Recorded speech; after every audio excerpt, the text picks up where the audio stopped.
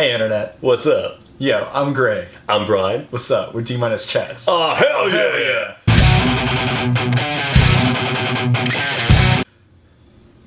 What did you listen to today? I was listening to an awesome band that I'm not sure how I never recommended to you before. Who are they? Oh, it's because I'm a bad friend. That's why. Yeah.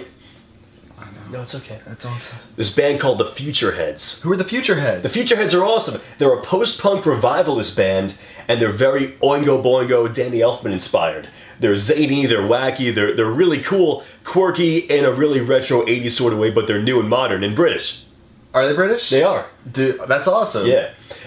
Specifically the album Chaos by the Futureheads. Absolutely awesome, and you'll enjoy it. Awesome, that sounds great. And you...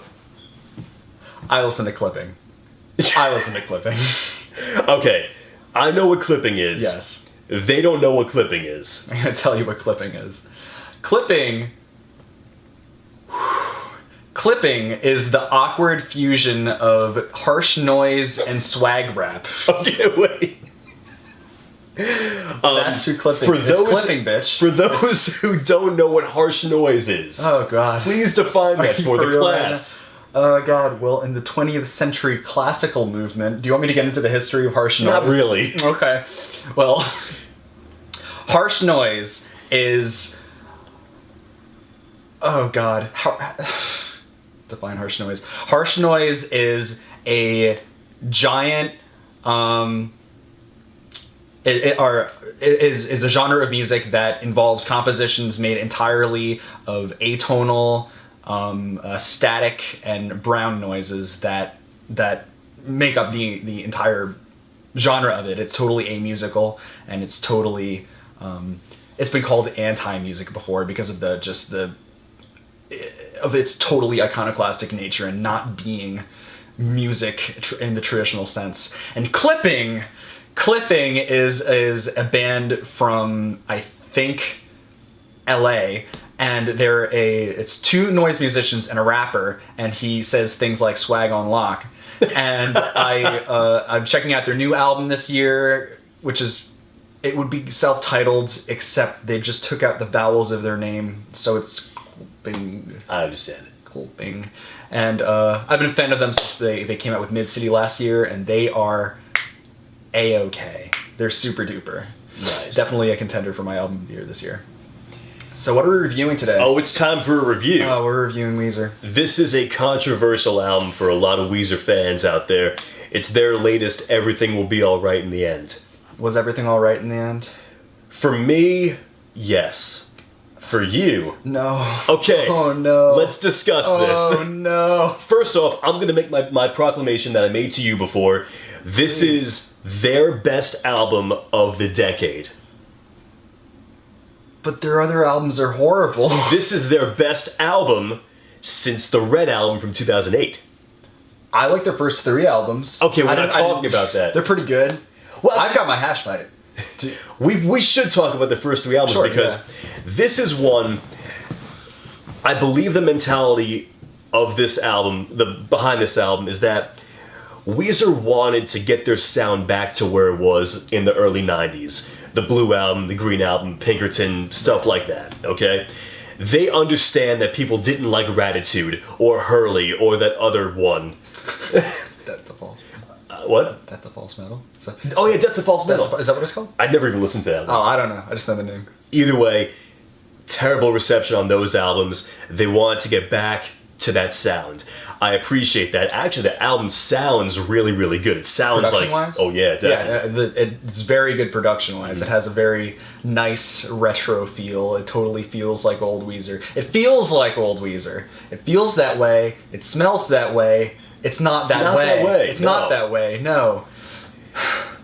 I didn't like it. I didn't like the album, and if I can just be completely honest, it's the worst album I've heard this year. I hated it so much. Okay, but let's break this down. I don't wanna. Let's break it down. Let's do that. Continue. Why did you hate this? Why did you break it down? Why did I break it down? Why did you hate this so much? I hated it so much because I like old Weezer. I think old Weezer's really cool. Their first three albums are very good. All three of them. I haven't really been following them very much, and all of a sudden I listened to this stupid bullshit, and it was, I don't know, it seemed like they regressed from like late teens, early 20s to like 13-year-olds somehow.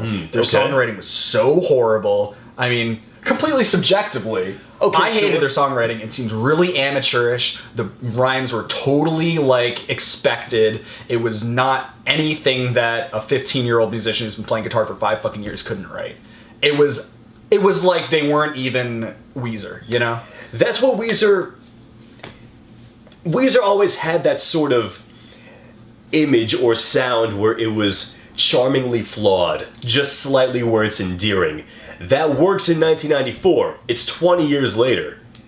They are well into their 40s. It doesn't work anymore for them. That's it. You don't do that. Is that anymore. how old Rivers Cuomo is? Probably. I don't know. Yeah, well, I mean, exactly. I mean, there were songs on this album, like the single. Let's talk about the single. Back to the Shack. Okay, this is exactly what I thought was wrong with Beverly Hills. In their first 3 albums, you had a ton of huge singles. Buddy Holly was huge. Hashpipe was huge. The Sweater song, Undone, Undone, that was huge. And that had a lot of personality in it. That had a lot of, you listen to those songs, and even though they were pop hits, they were very much Weezer. And now, when Beverly Hills came out, I don't know what album that was on or what year it came out. Make Believe. Was it Make Believe? Yeah. Okay, well, when that happened, it was so bland. The riffs were not as interesting as they used to been in their early career, and they just kind of thought of something that was maybe vaguely some semblance of being catchy, and they just threw it in. And that was exactly what I think happened with Back to the Shack. I think they did just that, and that is why I didn't like the most popular song on the album, the single. Yes.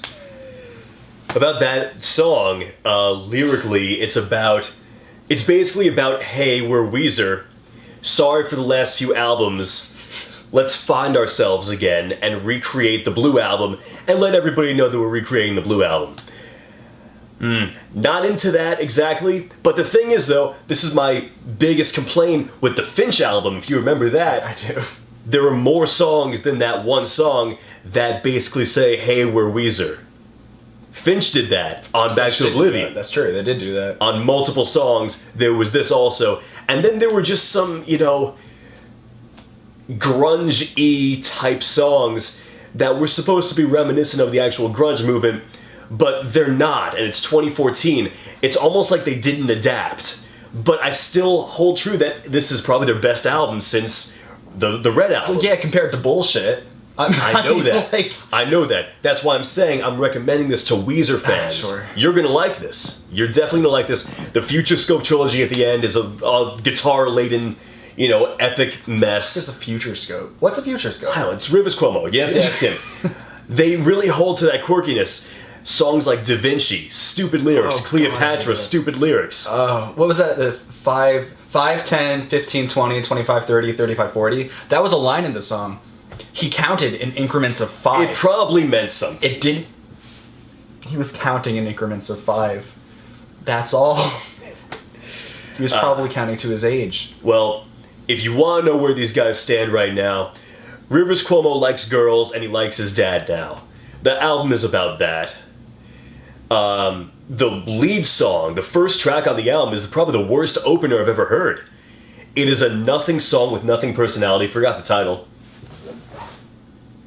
Ain't Got Nobody is the title. Not sure why it's the opener. That was bad, dog. That was just everything. Like, as soon as it started, everything was so predictable, and it played out exactly as I anticipated it would, which is not that fun. Well, it's not fun to listen to.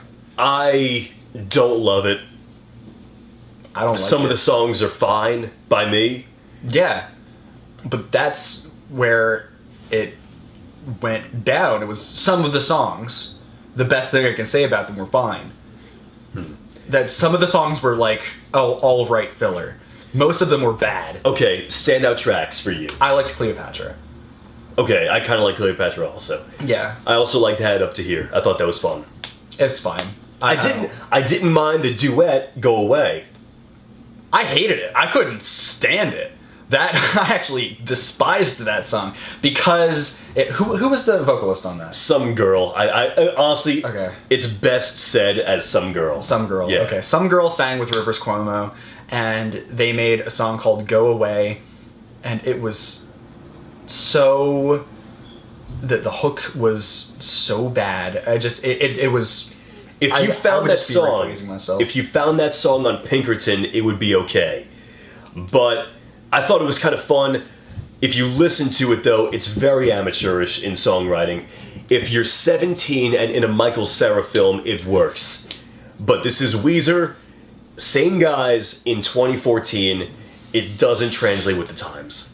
It doesn't. They blew it. They blew it. Go listen to Pinkerton. That's an awesome album. It's very good. That's a really good album. Who do you recommend this to? Weezer fans, That it? you're gonna like it. Weezer fans are Alright. gonna like it. Modern rock fans, you'll probably like it also, because a lot of things please you. How about you? I don't know. Honestly, I really can't even think of someone I'd recommend this to. How about a generalization of Of fans. people? I don't know. What do you think? I don't know. If you go to like Creed concerts or something, you might think this is cool. I don't know. If you're that sort of person. If you like Disturbed, if you like 3 Inches of Blood, you'll love this album. No, If you like Exodus, you'll love this album. we're not there yet. What about Tesseract? I like Tesseract. Pretty cool. Okay. That's it. I don't want to review this album anymore. Can we stop? I think we've made our point. Okay, good. See you next time. Follow us on Twitter, like us on Facebook. Subscribe.